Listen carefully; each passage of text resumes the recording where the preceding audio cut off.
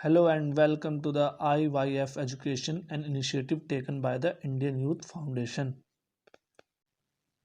तो गाइज आज पढ़ने वाले हैं एनसीईआरटी का नंबर 7 का पार्ट 2 नियंत्रण एवं समन्वय।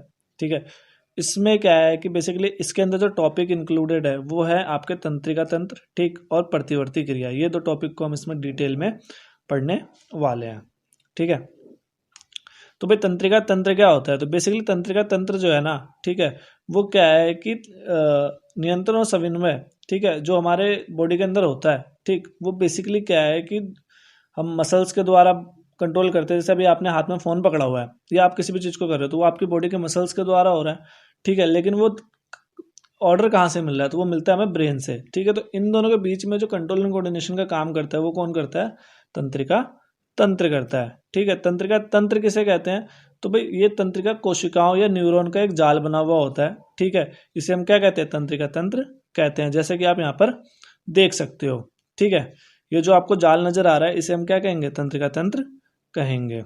ग्राही जो होते हैं वो क्या होते हैं? बेसिकली ये जो होते हैं ना हमारे तंत्रिका कोशिकाओं के विशिष्टकृत सिरे होते हैं। ठीक है, यानी द्रुमिकाएं होती हैं जो क्या करती है? हमारे आसपास में होने वाले चेंजेस को बताती है। जैसे कान, कान का काम क्या होता है? सुनना, ठीक है, शरीर का संतुलन करना। आंखें जो है वो प्रकाशग्राही होती है, मतलब प्रकाश को आइडेंटिफाई करती है। ठीक है, उसका काम क्या होता है? देखना। त्वचा का काम क्या होता है? तापग्राही होती है, यानी गर्म और ठंडे का वो हमें बताती है। ठीक है, टच का बताती है। ठीक है, उसके अलावा नाक क्या होता है? घ्राणग्राही, इसका मतलब होता है स्मेल। ठीक है, तो बेसिकली क्या है कि वो आसपास के स्मेल का पता लगाती है। जीव क्या होता है? तो उसमें होता है रस संवेदी ग्राही। ठीक है, जिससे हमें क्या पता लगता है? आसपास जो भी चीज़ हम खाते हैं उसका स्वाद कैसा है। अगर हम बात करें तंत्रिका कोशिका की, तो ये जो है आपका तंत्रिका कोशिका का स्ट्रक्चर है। ठीक है, आपने 9th में भी पढ़ा था थोड़ा बहुत इसके बारे में, और 8th में भी आ रखा है। ठीक है, तो बेसिकली होता क्या है? तो ये देखो, ये जो पूरा पार्ट है इसे कोशिकाएं कहते हैं, और ये जो बीच में है, ठीक है, इसे कहते हैं हम केंद्रक। ये होता है द्रुमिका।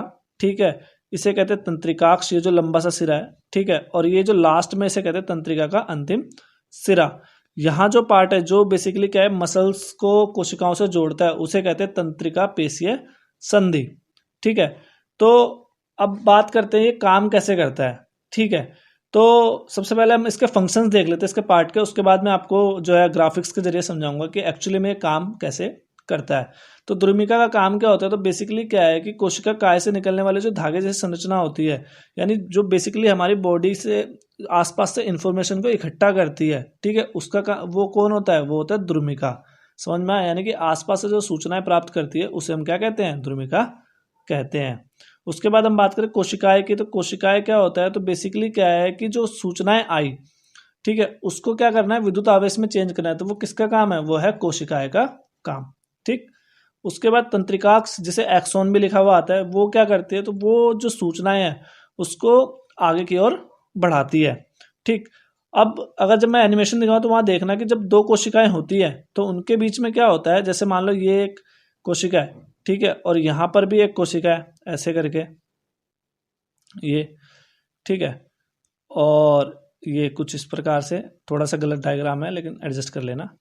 ठीक है, तो यहां पर क्या है कि दोनों के बीच में थोड़ा सा गैप है, तो ये जो गैप है ना, ठीक है, इस गैप को हम क्या कहते हैं? इस गैप को कहते हैं हम सिनेप्स या अंतर्ग्रथन। ठीक है, यानी कि बेसिकली आप कह सकते हो दो तंत्रिका कोशिकाओं के बीच में जो रिक्त स्थान होता है उसे हम क्या कहते हैं? सिनेप्स कहते हैं। अब ये जो है, अब मान लो कि जैसे दो वायर जा रही है, अब इसके बीच में जो गैप है, ठीक है, अब यहाँ से इलेक्ट्रिक आ रही है और यहाँ को इलेक्ट्रिक जाना है, लेकिन बीच में गैप है तो क्या जा पाएगी? नहीं।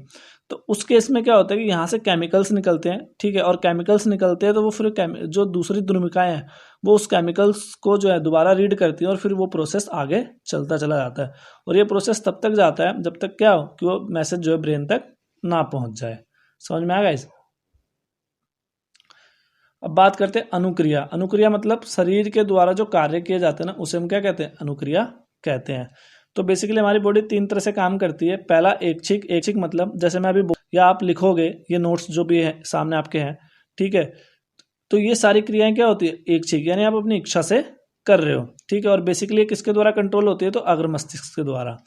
अनैच्छिक क्या होता है? अनैच्छिक मतलब जो आप बिना सोचे समझे वो एक्शन आपकी बॉडी कर रही होती है, जैसे कि सांस लेना, दिल का धड़कना, ठीक है, या किडनी जैसे आपकी ब्लड फिल्टर कर रही है।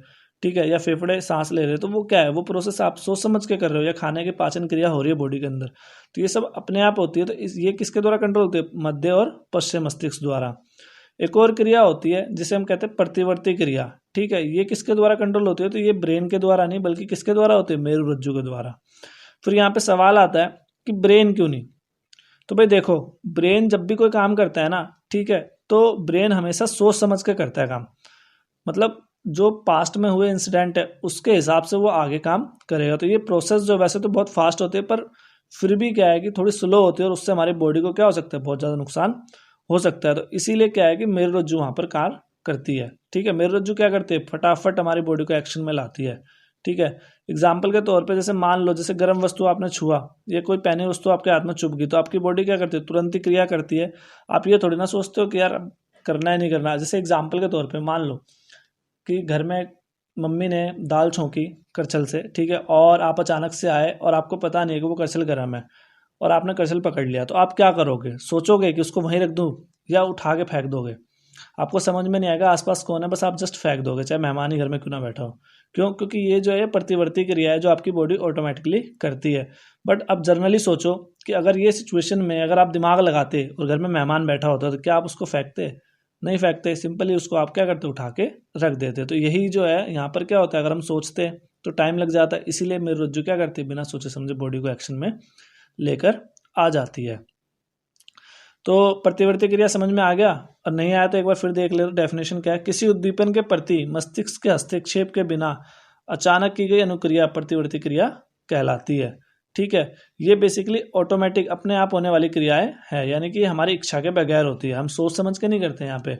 जैसे कि मैंने अभी एग्जांपल लिया था कि मेहमान आए हुए और आपने गर्म करछल हाथ में ले लिया, तो आप क्या सोचोगे कि यार अगर फेंक दिया तो बेइज्जती हो जाएगी, या आप सीधा उठा के फेंक दोगे, ठीक है। तो वो उसके बाद इसके एग्जाम्पल है वही जो मैंने अभी बताया था कि गर्म वस्तु को छूने पर क्या होता है, आप तुरंत उसको फेंक देते हो, या अभी देखो कोई टेस्टी चीज़ है, जैसे एग्जाम्पल के तौर पर मोमोज है, ठीक है, अब आपको खाने हैं पर आपका व्रत है, तो आप क्या करोगे, नहीं खाओगे, लेकिन फिर भी मुंह में पानी तो आएगा ना, ठीक है। क्यों, क्योंकि ये जो है रिफ्लेक्स एक्शन है आपकी बॉडी का, ठीक, समझ में आया। अगर हम बात करें कि प्रतिवर्ती क्रियाएं होती कैसे हैं, तो बेसिकली देखो, सबसे पहले क्या है, उद्दीपन होगा, ठीक है। यहाँ पर एग्जांपल हम ये वाला ले रहे हैं, तो यहाँ पे हीट है, तो हीट से आपकी बॉडी को क्या पता लगा कि आसपास जो कोई गर्म चीज़ है, तो वो क्या होगा, आपके त्वचा को पता लगेगा, और त्वचा उस मैसेज को कहाँ लेके जाएगी, आपके मेरुरज्जु तक, ठीक है। मेरुरज्जु कहाँ लेकर आएगा, आपके पेशियों तक, ठीक है, कि भाई आपकी बॉडी को क्या करना है, मूवमेंट करना है, और उस तरीके से आपकी हाथ जो है वो पीछे हट जाएगा, ठीक है। जैसे कि आप यहाँ पे देखो वीडियो में कि एक जो है छूकर एकदम से हाथ हटा रहे हो, तो यही प्रतिक्रिया क्या होती है, आपकी प्रतिवर्ती क्रिया होती है। और इस पूरे प्रोसेस को, इस पूरे चार्ट को क्या कहते हैं, प्रतिवर्ती चाप कहते हैं, ठीक है। या तो आप ये बना सकते हो, या तो फिर आपको ये डायग्राम बनाना पड़ेगा। गाइज, ये हमारा इंडियन यूथ फाउंडेशन है जिसके द्वारा हम ज़रूरतमंद लोगों की सहायता करते हैं। तो अगर आप भी इसमें अपना सहयोग देना चाहते हो तो प्लीज़ दें, तथा हमें सोशल मीडिया के ऊपर फॉलो करें, फेसबुक, इंस्टाग्राम और ट्विटर पर। So guys, thank you for listening. Please like, share and subscribe our channel.